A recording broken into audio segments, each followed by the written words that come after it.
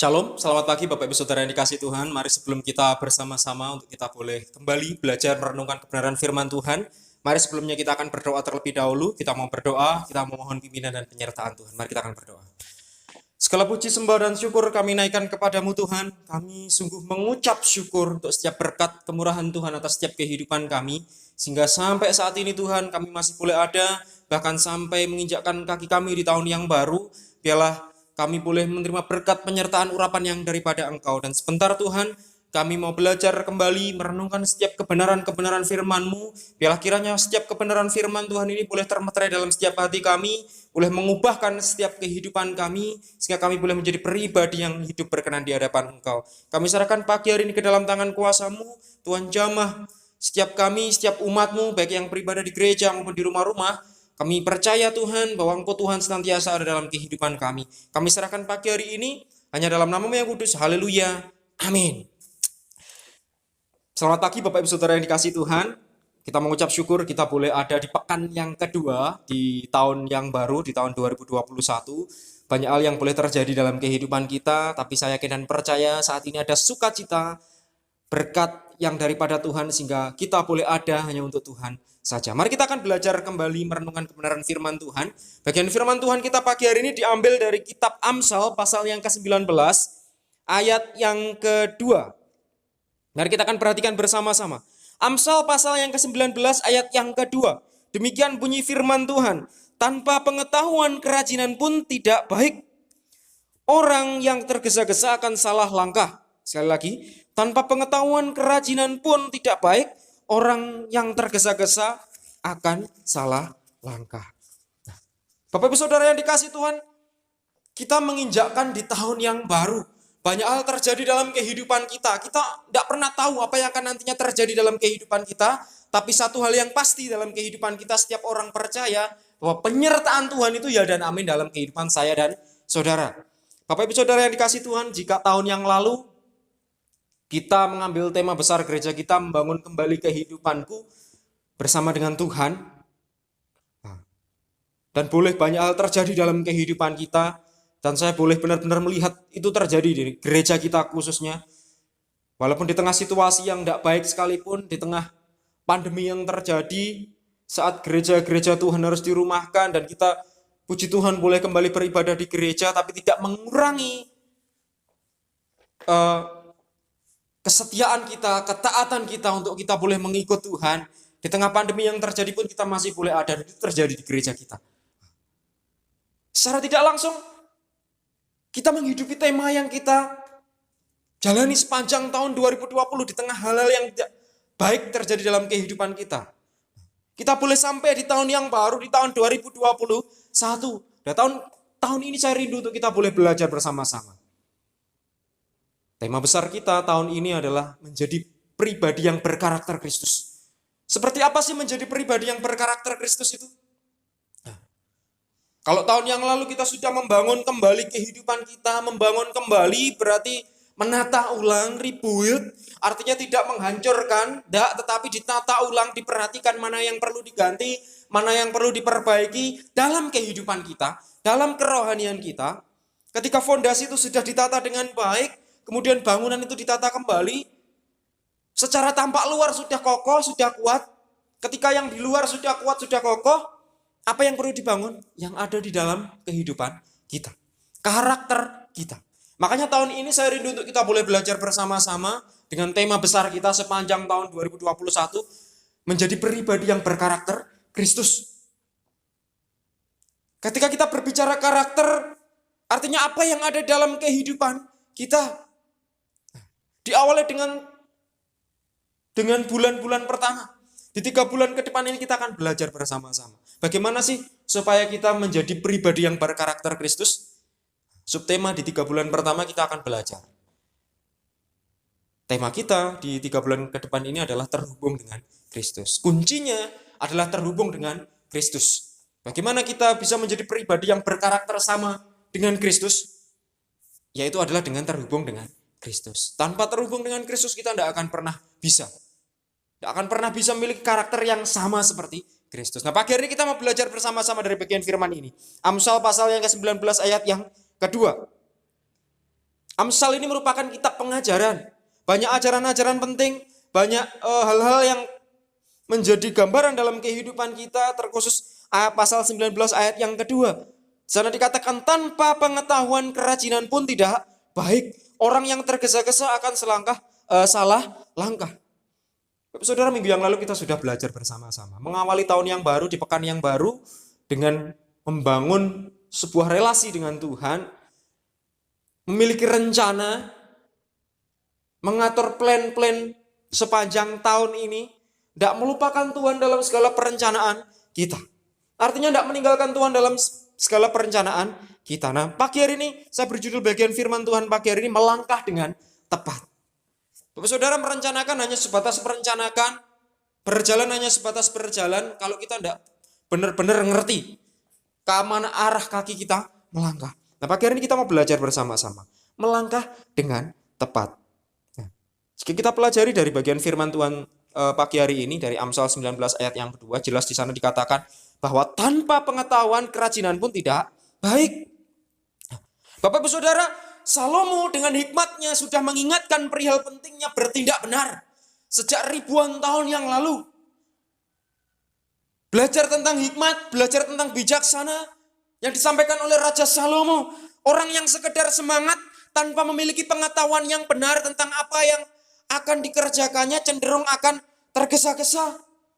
Pada akhirnya terjadi kecerobohan dalam mengambil sebuah keputusan untuk melakukan sesuatu sehingga tidak akan pernah memperoleh hasil yang terbaik. Bagian firman pagi hari ini diingatkan kepada kita, tanpa pengetahuan kerajinan pun tidak baik. Saudara, hidup kita bukan hanya sekedar semangat, bukan hanya sekedar rajin, tapi juga harus ngerti, harus benar-benar paham. Nah, seperti itulah orang-orang yang tidak memperhatikan pentingnya pengetahuan dan perhitungan yang matang sebelum melangkah. Makanya sebelum melakukan segala sesuatu dibutuhkan sebuah perencanaan yang matang. Perlu memperhatikan pentingnya pengetahuan dan perhitungan yang matang sebelum melangkah mengambil satu keputusan yang penting dalam kehidupan kita. Nah, Bapak Ibu Saudara yang dikasihi Tuhan, mereka yang cenderung bertindak serampangan, semau mereka sendiri, tanpa kecermatan, tanpa pertimbangan dan sebagainya, akibatnya apa? Pada akhirnya akan mengalami kerugian dalam setiap apa yang boleh mereka kerjakan. Dan tentunya ketika mengalami kerugian, biaya yang dikeluarkan pun pastinya lebih besar daripada mengawali segala sesuatunya dari awal. Pasti ya saudara, ibarat kita membangun, ketika kita membangun dari awal sudah diplan, oh pengeluarannya seperti ini, oh sekian untuk beli ini, sekian untuk beli ini. Tapi ketika kita salah langkah, tanpa perencanaan, sudah bangun setengah jalan, ternyata materialnya kurang, oh ternyata bentuknya tidak sesuai, pada akhirnya apa? Bongkar lagi. Ketika bongkar lagi, otomatis pengeluaran pun juga berbeda, pasti bertambah. Ini loh yang namanya kecerobohan. Ketika kita tidak berjalan dengan pengetahuan yang benar. Nah, Bapak Ibu Saudara, ceroboh biasanya dianggap sebagai sesuatu yang wajar dan manusiawi, menggambarkan ketidaksengajaan dalam melakukan sebuah kesalahan. Wajar Pak, wong namanya juga manusia. Pada akhirnya bersembunyi di balik kata, manusia itu tidak ada yang sempurna. Bapak Ibu Saudara, benar ya, memang manusia di dunia ini tidak ada yang sempurna. Kesempurnaan hanya milik Tuhan. Tapi Tuhan berikan kita kemampuan lebih daripada makhluk hidup yang lain. Jangan lupa, Tuhan berikan kita akal pikiran. Bahkan kebijaksanaan dan hikmat yang daripada Tuhan. Itu dipergunakan untuk menimbang-nimbang segala sesuatu. Seringkali banyak orang menganggap kecerobohan menjadi satu hal yang biasa. Oh wajar, oh manusiawi. Bahkan beberapa kecerobohan kecil mungkin malah terlihat lucu. Tanpa sengaja terpeleset kulit pisang, akhirnya menjadi bahan tertawaan. Mungkin tidak sedikit pula yang menjadikan hal-hal kecerobohan menjadi hal yang lucu. Atau bisa pula terasa mengesalkan. Tiba-tiba jalan kesandung. Padahal sing kesandung jempolnya, saudara. Tapi kebun binatang semua keluar dari mulutnya. Mengesalkan, membuat hati ini kesal. Tapi satu hal yang harus kita pahami pula, bahwa ada kalanya kecerobohan juga bisa mendatangkan masalah yang serius, bahkan dampaknya bisa fatal. Contohnya apa, saudara? Di tengah situasi yang terjadi di sekeliling kita saat ini, saudara. Saat pandemi terjadi. Di awal-awal dulu benar-benar dijaga ketat, tidak boleh kemana, tidak boleh ke sini. Kita bisa perhatikan bersama. Kita sudah berjalan 10 bulan, Bapak Saudara. Ngitungnya enak, Bapak Saudara, kalau saya. Anak saya lahir di masa pandemi, jadi kalau anak saya 10 bulan, berarti masa pandemi ini sudah berjalan 10 bulan. 10 bulan. Rasa-rasanya sepanjang 10 bulan itu orang sudah mulai, oh alah, biasa, dolan ya enggak apa-apa. Pada akhirnya menyepelekan, Bapak Saudara. Ini merupakan awal dari kecerobohan. Sing penting aku jaga diriku. Ada yang bilang, oh sementing tergantung imun dirinya. Imunku kuat toh. Berarti yo kuat, enggak apa-apa. Nah, tiba-tiba kita tahu bersama beberapa minggu terakhir, beberapa bulan terakhir terjadi serangan kedua, Saudara. Nah, pada akhirnya apa? Membeludak. Banyak orang terpapar di mana-mana. Karena apa? Kecerobohan ini loh. Kelihatannya sepele. Mungkin kita sehat, tapi kita tidak pernah tahu di jalan seperti apa. Kita bertemu dengan orang seperti apa. Makanya dibutuhkan kebijaksanaan, dibutuhkan hikmat yang daripada Tuhan. Jangan biarkan kecerobohan menjadi bagian dari kehidupan kita. Bapak Ibu Saudara, sebagai orang percaya, kita selalu diingatkan agar berhati-hati dan menghindari kecerobohan sebisa mungkin. Tuhan selalu ingatkan kita dengan berbagai hal dalam kehidupan kita. Keteledoran, atau bahkan kecerobohan itu merugikan kita bukan hanya untuk saat ini saja, tetapi nanti pula. Bahkan bagi Tuhan, sekalipun kecerobohan merupakan suatu yang harus dianggap serius. Bahkan tidak bisa ditolerir. Sebegitu bahayanya loh Bapak Saudara. Kecerobohan, keteledoran. Bapak Ibu Saudara yang dikasih Tuhan, kita bisa melihat betapa seriusnya Allah memandang kecerobohan. Betapa seriusnya Allah memandang keteledoran. Kita tahu bersama pada saat tabut Allah dipindahkan menuju Yerusalem dengan sebuah kereta. Ada seseorang bernama Usa yang merupakan salah satu seorang yang dipilih Daud untuk berjalan di samping tabut perjanjian ini. Tapi apa yang terjadi Bapak Saudara? Ketika di tengah perjalanan, tanpa disadarinya dengan ceroboh Usa memegang tabut Allah begitu saja ketika lembu-lembu penarik kereta ini tergelincir, Bapak Saudara. Jadi ketika kereta ini tergelincir, lembu-lembunya tergelincir, si Usa ini memegang tabut perjanjiannya. Apa yang terjadi, Bapak Saudara? Di situ Allah murka, Bapak Saudara. Di tempat itu pula Usa mati, Bapak Saudara. Kita bisa perhatikan dalam kitab 2 Samuel pasal yang ke-6 ayat yang ke-7. Di sana dikatakan, maka bangkitlah murka Tuhan terhadap Usa. Lalu Allah membunuh dia di sana karena keteledorannya itu. Ia mati di sana dekat tabut Allah itu. Nah, Bapak Saudara, melalui bagian firman ini, kita bisa memperhatikan, kita bisa melihat bagaimana Allah menganggap serius suatu keteledoran.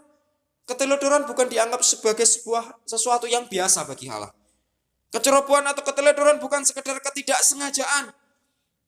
Ketidakhati-hatian apabila diabaikan bisa sangat merugikan dan membawa dampak yang buruk. Bahkan bukan hanya untuk diri kita, bahkan orang-orang yang ada di sekitar kita. Katakanlah ketika kita dengan teledor, dengan ceroboh pergi keluar di tengah situasi yang terjadi saat ini, tanpa sengaja kita terjangkit virus, dampaknya bukan hanya untuk kita, tapi juga bisa ke keluarga kita, bahkan orang-orang di sekitar kita.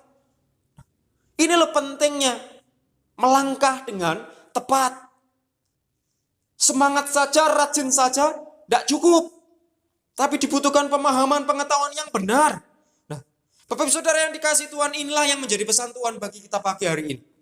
Betapa penting kita benar-benar memperhatikan langkah demi langkah kita. Harus melangkah dengan melangkah yang tepat. Baik dalam mengambil satu keputusan, baik itu memilih sesuatu, termasuk menjalani waktu-waktu di dalam hari-hari kehidupan kita. Nah, Bapak Saudara, rajin dan semangat bukanlah sesuatu yang buruk, bukan sesuatu yang salah. Ini memang harus ada dalam kehidupan kita. Terkhusus kita setiap anak-anak Tuhan.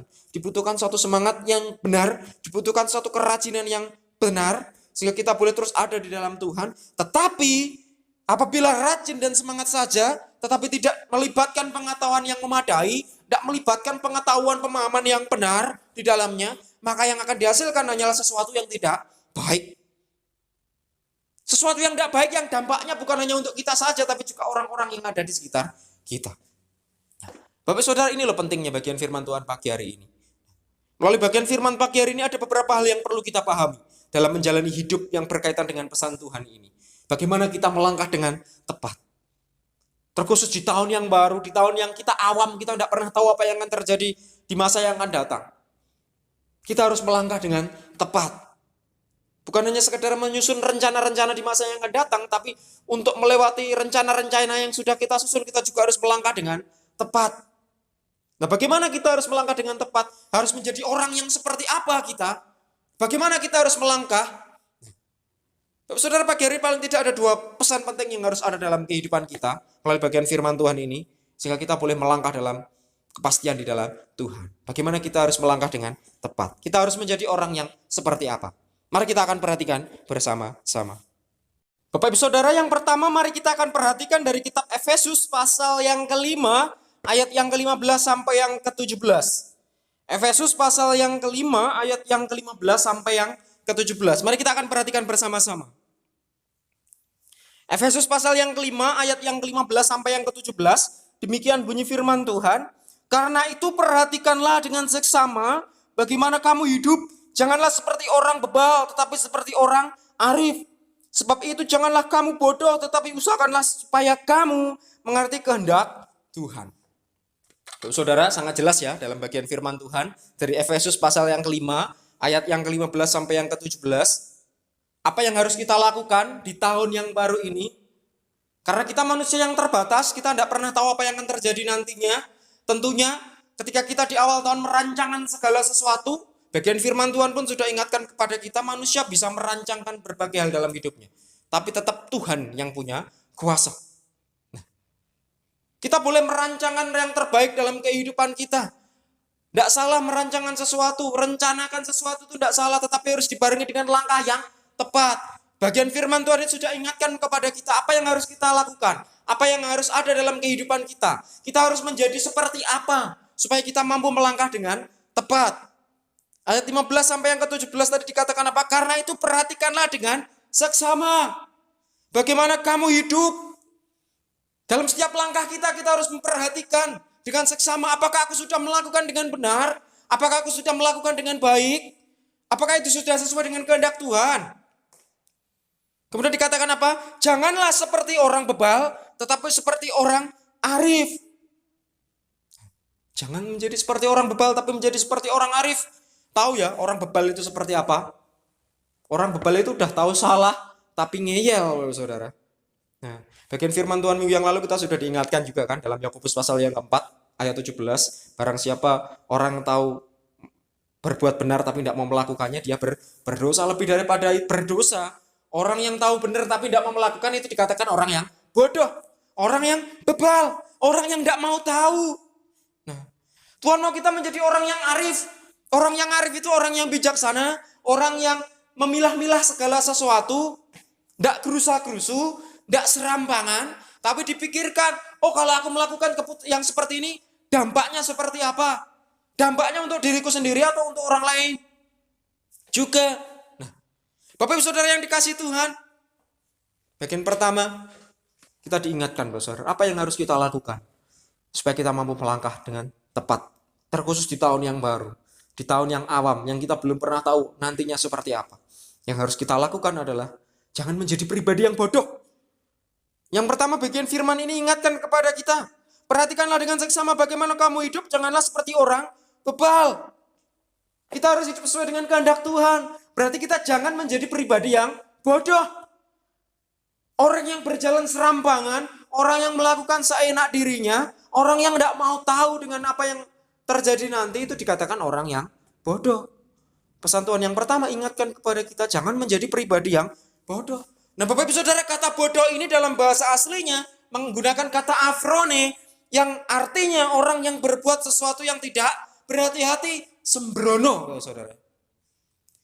Orang yang tidak berhati-hati ini dikatakan orang yang sembrono, orang yang tidak berpikir terlebih dahulu, gerusa-gerusu. Tidak berpikir nanti dampaknya seperti apa. Orang yang seperti ini dikatakan orang yang tidak bijaksana. Orang yang tanpa pengetahuan. Orang yang sembrono dalam hidupnya. Bapak saudara, orang yang demikian adalah orang yang tidak peduli dengan apapun hasil yang akan ia peroleh. Lah ini loh orang yang bebal. Sama seperti yang dikatakan ayat 15 tadi. Orang yang bebal. Tidak peduli dengan hasilnya nanti seperti apa. Yang penting aku punya buah pikiran seperti ini, tak lakukan seperti ini. Tanpa berpikir nanti dampaknya seperti apa. Yang penting ia sudah melakukannya.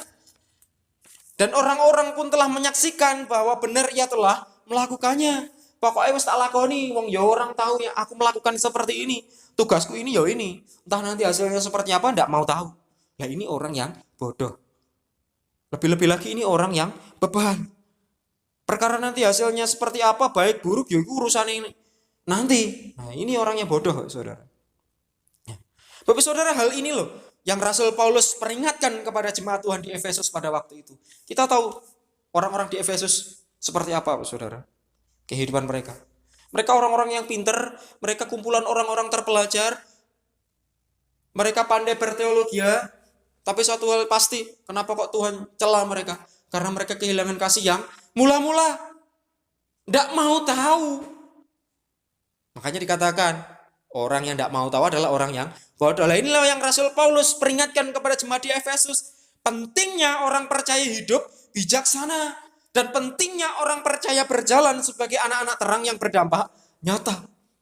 Saudara, ketika kita berjalan di dalam kegelapan, tanpa secercah cahaya, kita tidak akan bisa melihat apa yang ada di depan kita. Pastinya nabrak. Apapun itu di depan kita tidak pernah tahu bahwa di depan kita ada jurang ketika kita ada dalam kegelapan. Kalau kita berjalan terus, akhirnya apa? Ya terjatuh. Saudara, butuh kebijaksanaan. Butuh pemahaman yang benar. Ini yang Rasul Paulus sampaikan kepada jemaat di Efesus. Supaya mereka menjadi anak-anak terang yang berdampak nyata. Sedikit cahaya pun itu akan mampu menerangi ketika itu ada di tengah-tengah kegelapan. Tuhan mau kita menjadi cahaya bagi banyak orang. Tuhan mau bagian firman yang boleh kita terima ini menjadi rema dalam kehidupan kita. Yang boleh menerangi setiap langkah kita. Bukan hanya sekedar angin lalu. Ketika kita datang ke gereja, ya wes. Ketika pulang, ya wes. Tidak tahu tadi Pak Pendeta, pokoknya firmannya judulnya ini, ayatnya ini. Tapi aplikasinya apa dalam kehidupan kita tidak paham. Akhirnya ya wes, berlaku sembrono dalam hidupnya. Padahal kita sudah sering diingatkan kebenaran firman Tuhan, harus berlaku A, harus berlaku B. Firman Tuhan katakan A, firman Tuhan katakan B. Kita pun harus melangkah demikian. Tapi karena kita tidak memahami, karena kurangnya pemahaman, kurangnya pengetahuan dalam kehidupan kita, akhirnya apa? Ya wes, hanya sebatas angin lalu. Bapak saudara, kehidupan bergereja kita, kehidupan beribadah kita, bukan hanya sekedar kita datang ke gereja, enggak. Tapi lebih daripada itu, bagaimana kita memahami firman ini. Mengaplikasikan firman ini dalam hidup kita. Makanya kita diingatkan jangan menjadi pribadi yang bodoh. Orang yang bodoh itu orang yang setiap hari datang ke gereja, sering datang ke gereja tapi tidak pernah paham. Apa sih tujuan firman Tuhan? Tidak pernah ngerti visinya Tuhan dalam hidupnya. Ngertinya yo ngeluh dan ngeluh. Ketika ada tantangan datang, nangis, ngomong sama Tuhan, selesaikan masalahku Tuhan. Ketika berdoa, bukan minta Tuhan menyelesaikan, minta Tuhan memimpin dia menyelesaikan permasalahannya, tapi dia menyuruh Tuhan menyelesaikan masalahnya. Itu orang yang bodoh.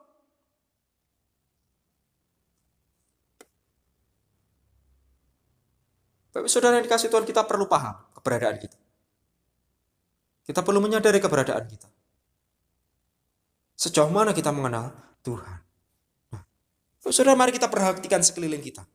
Masih banyak didapati orang-orang percaya yang melakukan banyak hal dengan penuh semangat. Mereka bersemangat, mereka rajin, mereka taat. Mereka tahu sebenarnya apa yang harus dikerjakan. Firman Tuhan katakan A, firman Tuhan katakan B. Seharusnya mereka lakukan A, mereka lakukan B. Tetapi kenyataannya apa? Mereka tidak tahu apa yang sedang mereka lakukan. Mereka penuh semangat, mereka ngerti kebenaran firman Tuhan, tapi mereka tidak tahu apa yang mereka lakukan. Tidak salah, orang percaya pergi beribadah, mereka pergi melayani Tuhan, menambah pengetahuan. Tetapi satu hal yang harus kita perhatikan, apabila semuanya itu dilakukan tanpa mengerti tujuannya, tanpa mengerti visi yang benar, tanpa dasar pengetahuan firman Tuhan yang benar, tanpa tahu kehendak Tuhan dalam hidup kita, maka kekacauan dan kesia-siaan yang terjadi. Nah, ini yang paling berbahaya, Bapak Saudara. Makanya banyak orang semakin pintar seseorang, semakin ngerti seseorang, sesungguhnya dia semakin bodoh, Saudara. Karena apa? Karena dia harus terus belajar dalam hidupnya. Begitu pula dalam kehidupan kita. Banyak orang yang keblinger, Saudara. Merasa diri puas dengan dirinya sendiri. Saudara, di dunia ini memang benar, tidak ada yang sempurna kecuali Tuhan. Itu pun yang harus kita ingat dalam kehidupan kita. Makanya jangan pernah merasa diri puas. Ingat segala sesuatu apa yang boleh ada dalam kehidupan kita semua titipan Tuhan. Begitupun dalam kehidupan kita, begitupun kehidupan kita sampai saat ini. Tuhan titipkan nyawa bagi kita sampai saat ini, ketika kita masih boleh ada sampai saat ini. Artinya apa? Itu yang harus kita hidupi. Bukan hanya hidup secara sembrono, tapi bagaimana kita menghargai pemberian Tuhan dalam hidup kita. Jangan berperilaku bodoh, jangan menjadi pribadi yang bodoh, tapi mintalah hikmat yang daripada Tuhan, minta kebijaksanaan yang daripada Tuhan, sehingga kita boleh melangkah di dalam kebenaran bersama-sama dengan Tuhan. Sehingga di tahun yang baru ini, saat kita menjadi pribadi yang terbatas, kita tidak pernah tahu apa yang akan terjadi nanti, tapi kita imani hidup kita karena kita punya Allah yang Immanuel, yang senantiasa menyertai saya dan saudara. Mari kita hidupi ini. Mari kita melangkah dalam kepastian, melangkah dalam ketepatan. Tidak sembrono, tidak gerusa-gerusu. Ketika kita datang ke gereja, belajar sungguh-sungguh, cari tujuannya, cari visi Tuhan, tangkap visi Tuhan. Ketika sudah ditangkap, ya jangan dibiarkan, hidupi visi Tuhan itu. Sehingga kita boleh hidup berjalan dalam ketetapan Tuhan. Yakinlah dan percaya, sebesar apapun tantangan yang boleh kita lalui, kita akan mampu melaluinya. Saya pernah katakan di minggu yang lalu, kita tidak pernah tahu apa yang akan terjadi di tahun ini. Saya tidak katakan, walaupun kita punya Allah yang Immanuel, Allah yang senantiasa menyertai kita, saya tidak pernah katakan bahwa kita tidak akan punya masalah. Tidak. Saya justru katakan bahwa mungkin tantangannya semakin besar di tahun ini. Tapi jangan pernah takut, jangan pernah ragu. Teruslah melangkah bersama dengan Tuhan. Ketika kita berjalan dengan Tuhan, yakinlah Tuhan akan menyertai. Ada satu pujian katakan, Tuhan tidak pernah janji langit kan selalu biru. Tetapi dia berjanji selalu menyertai. Amini itu, hidupi itu. Jangan menjadi pribadi yang bodoh. Belajar dari kehidupan bangsa Israel. Ketika keluar dari tanah Mesir. Dalam perjalanannya, kenapa mereka harus berputar-putar 40 tahun di padang gurun? Karena mereka pribadi yang bebal. Bukan Tuhan mau menyiksa mereka, enggak. Tapi Tuhan mau mengajarkan kedewasaan yang sesungguhnya. Bagaimana mereka menyerahkan hidup mereka ke dalam tangan kuasa Tuhan. Tidak bertindak atas kemauan mereka sendiri. Mari kita menjadi pribadi yang benar-benar bersandar kepada Tuhan. Menyerahkan hidup kita kepada Tuhan. Ingat ke belakang, saudara. Berapa kali Tuhan tolong kita, berapa kali Tuhan angkat kita. Begitu pula di tahun-tahun yang akan datang. Ketika kita bersandar kepada Tuhan, tangan Tuhan ini yang akan menuntun kita. Bawa kita kepada keselamatan yang sesungguhnya. Ini yang pertama, saudara. Yang kedua, apa yang harus kita lakukan? Apa yang harus ada dalam kehidupan kita? 1 Samuel pasal 30 ayat yang ke-8. 1 Samuel pasal 30 ayat yang ke-8. Demikian bunyi firman Tuhan. Kemudian bertanyalah Daud kepada Tuhan, katanya, haruskah aku mengejar gerombolan itu? Dapatkah mereka kususul? Dan ia berfirman kepadanya, kejarlah sebab sesungguhnya engkau akan dapat menyusul mereka dan melepaskan para tawanan. Saudara, kalau tadi yang pertama, jangan menjadi pribadi yang bodoh, jangan menjadi orang yang bebal. Yang kedua, Tuhan mau ingatkan kepada kita untuk melangkah dalam ketepatan di tahun yang baru, di tahun-tahun yang akan datang. Kita harus menjadi pribadi yang bijaksana. Bertindaklah bijak, berlakulah bijak, berpikirlah bijak, berkata-katalah dengan bijaksana. Artinya kebijaksanaan ini harus melingkupi kehidupan saya dan saudara. Bukan hanya di tahun-tahun yang lalu, bukan hanya sepanjang tahun ini, tapi seluruh kehidupan kita, sepanjang hidup kita, di sepanjang musim hidup kita. Bapak saudara, orang bijak dalam bahasa aslinya phronemos adalah orang-orang yang akan menimbang-nimbang terlebih dahulu apa yang akan dilakukannya. Dari bahasa aslinya demikian artinya. Orang-orang yang akan menimbang terlebih dahulu apa yang akan dilakukannya. Artinya tidak sembrono. Sebelum melakukan dipikir 2 kali, 3 kali dulu. Kira-kira dampaknya nanti seperti apa? Nah, ini loh orang bijak, gambaran orang bijak. Apa tujuannya? Tujuannya apa ya? Ketika aku punya buah pikiran seperti ini, seberapa besar daya dan upaya yang harus ia keluarkan? Dampaknya nanti seperti apa? Apakah mentalnya sudah siap apa belum? Bukannya sekedar finansial saja, tapi mentalnya siap atau enggak? Itu pula yang harus dipikirkan. Dan masih banyak lain lagi yang harus dipikirkan. Dan biasanya orang yang seperti ini tidak segan-segan mengkonsultasikan segala sesuatunya kepada orang yang lebih berpengalaman.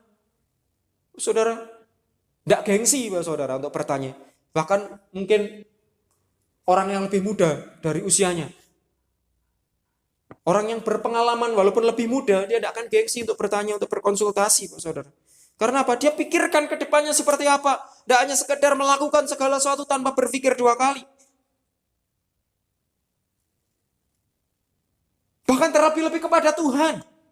Sama seperti bagian firman Tuhan minggu yang lalu dalam kitab Yakobus. Pasal yang keempat. Ayat 11 sampai yang ke-17 kita diingatkan, saudara. Jangan meninggalkan Tuhan dalam segala perencanaan kita.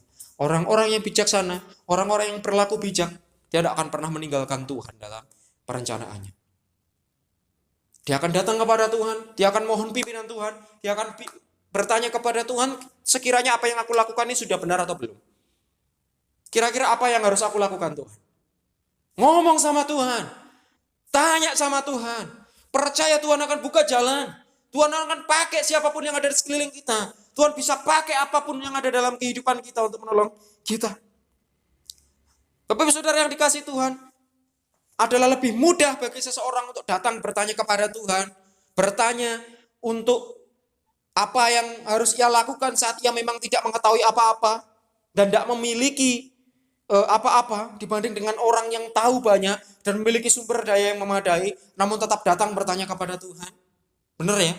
Kalau kita tidak punya apa-apa, kita merasa kita tidak mampu, kita merasa diri kita tidak bisa apa-apa, dengan mudahnya kita datang kepada Tuhan, kita mohon pimpinan Tuhan, kita mohon penyertaan Tuhan. Tapi di satu sisi ketika kita punya segalanya, ketika kita merasa diri kita pandai, ketika kita merasa diri kita mampu, tidak sedikit orang yang jarang mau bertemu dengan Tuhan.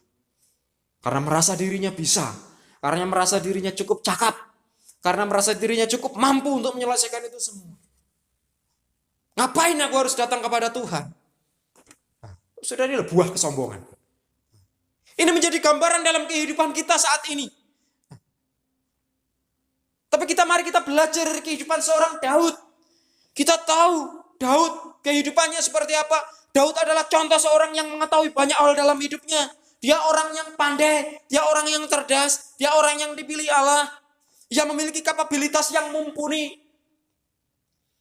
Dia seorang yang dipercaya oleh Allah, sekaligus dikelilingi oleh orang-orang yang cakap di bidangnya. Namun ia memilih untuk terlebih dahulu datang dan bertanya kepada Tuhan. Dia tidak bertindak sendiri. Dia tidak melangkah dengan kemampuannya sendiri. Walaupun dia punya segalanya, dia punya kepandaian, dia punya pengalaman, tapi dia tetap datang kepada Tuhan yang pertama kali. Pertama dia datang kepada Tuhan. Dia menyerahkan hidupnya kepada Tuhan. Dia memilih untuk terlebih dahulu datang bertanya kepada Tuhan untuk apa yang harus ia lakukan. Ia memilih untuk tidak tergesa-gesa melakukan segala sesuatu. Karena ia tahu ketika Tuhan terlibat di dalamnya, segala sesuatu yang mustahil itu mungkin terjadi. Ketika Tuhan bekerja bersama-sama dengan dia, maka hasilnya pasti luar biasa dan Tuhan dimuliakan. Bapak saudara, kesadaran seperti Daud ini yang harus ada dalam kehidupan kita. Aja sok rumongso bisa, tapi bisa rumongso. Bapak ibu saudara, mari kita belajar dari kehidupan seorang Daud. Dia orang yang dipakai Tuhan secara luar biasa. Dia yang punya segalanya, dia punya kepandaian dan segala sesuatunya, tapi dia tidak pernah melupakan Tuhan. Dia selalu datang kepada Tuhan yang pertama. Mari kita belajar dari kehidupan seorang Daud. Dalam mengambil segala satu keputusan dalam hidupnya, dia tidak pernah meninggalkan Tuhan. Ada satu kebijaksanaan yang daripada Tuhan. Menjadi pribadi yang bijaksana. Mari Bapak Ibu Saudara yang dikasihi Tuhan, melalui bagian firman Tuhan pagi hari ini, kita diingatkan kembali tentang keberadaan kita. Terkhusus di tahun yang baru, ketika kita melangkah di tahun yang baru, dalam segala perencanaan kita, dalam segala apa yang boleh kita rancangkan, kita harus melangkah dengan tepat. Bagaimana kita dengan melangkah dengan tepat? Yaitu dengan menjadi pribadi yang memiliki hikmat yang daripada Tuhan. Tidak menjadi pribadi yang bodoh. Kemudian menjadi pribadi yang bertindak bijak dalam segala sesuatu. Sehingga kita boleh melangkah dalam ketetapan-ketetapan Tuhan. Yakinlah dan percaya kita akan tetap berjalan dalam koridornya Tuhan. Ketika dua hal ini ada dalam kehidupan kita. Mari kita melangkah di tahun yang baru. Dengan semangat yang baru. Dengan ketaatan yang terus ada dalam kehidupan kita. Mari kita belajar dari kehidupan seorang Daud. Saudara, kalau di tahun yang lalu kita mengambil tema besar gereja kita, membangun kembali kehidupanku bersama-sama dengan Tuhan. Ketika kita fondasi ini sudah ditata sedemikian rupa, ketika bangunan ini sudah ditata sedemikian rupa, sekuat ini, sehingga kita boleh berdiri kokoh, kemudian apa yang harus ada dalam kehidupan kita di tahun ini, mari kita angkat tema besar kita tahun ini, menjadi pribadi yang berkarakter Kristus. Artinya yang dirubah apa? Yang ada di dalam ini loh yang harus dikuatkan. Bukan dirubah, tapi harus semakin kuat, semakin terhubung dengan Tuhan. Mari kita menjaga hubungan kita dengan Tuhan. Ketika kita menjaga hubungan kita dengan Tuhan, keterhubungan kita dengan Tuhan, kita akan tahu kemana arah kaki kita melangkah. Kita akan tahu kemana kita harus berjalan dengan Tuhan. Mari Bapak Ibu Saudara yang dikasih Tuhan, oleh bagian firman Tuhan ini kita diingatkan untuk menjadi pribadi yang bijak. Menjadi pribadi yang bijaksana dalam melangkah mengambil segala keputusan dalam hidup kita. Mari kita terus melangkah di dalam Tuhan. Biarlah di tahun ini pula boleh menjadi tahun berkat dalam kehidupan kita. Boleh menjadi tahun penyertaan Tuhan dalam hidup kita. Karena kita boleh melangkah dengan tepat. Kita boleh melangkah bersama-sama dengan Tuhan Yesus. Karena kita punya Allah yang luar biasa. Allah yang Immanuel. Allah yang senantiasa menyertai kita. Amin. Mari kita akan berdoa. Bapa dalam surga, kami mengucap syukur untuk firman-Mu Tuhan.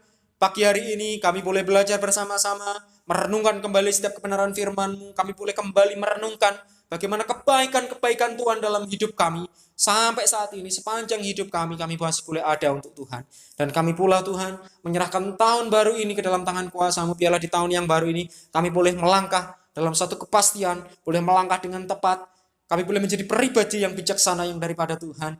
Kami boleh beroleh kekuatan yang daripada Tuhan. Karena kami percaya, Engkau Allah yang boleh senantiasa menyertai kami. Biarlah firman-Mu Tuhan pagi hari ini, boleh Kau materaikan dalam setiap hidup kami, Kau patri dalam hati kami, sehingga kami boleh melangkah dalam ketetapan firman-Mu. Menjadi rema dalam kehidupan kami, menerangi setiap langkah kami, sehingga kami pun boleh menjadi teladan bagi orang-orang yang ada di sekitar kami. Kami serahkan setiap umat-Mu Tuhan, pada kesempatan pagi hari ini, biarlah hikmat, kebijaksanaan, berkat, kemurahan, kesetiaan, kasih yang daripada Tuhan boleh ada dalam kehidupan setiap umat-Mu yang ada di tempat ini. Tuhan berkati umat-Mu Tuhan di tempat ini, berkati gereja Tuhan di tempat ini. Biarlah kami boleh menjadi saksi-saksi Tuhan dimanapun kami berada, dimanapun Tuhan tempatkan kami. Kami serahkan pagi yang indah ini dalam tangan kuasa-Mu. Biarlah firman-Mu Tuhan boleh terpatri dalam hati kami dan kami boleh mengaplikasikan ini dalam setiap kehidupan kami. Banyak orang boleh mengenal Tuhan, kami boleh menjadi saksi Tuhan dalam kehidupan kami. Hanya dalam nama yang kudus. Haleluya. Amin. Amin. Selamat pagi, Tuhan Yesus berkati kita sekalian.